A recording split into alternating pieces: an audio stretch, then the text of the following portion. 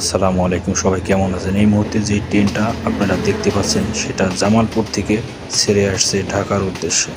তাই আমরা কাউরাইত স্টেশনে যখন যাই ঠিক সেই মুহূর্তেই ট্রেনটা খুব দ্রুতগামী স্পিডে চলে আসলো আমাদের মাঝে।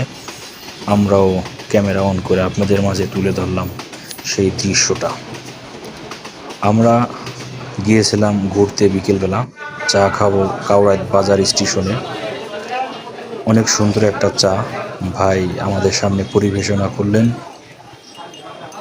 অনেক সুন্দর মালাই চা।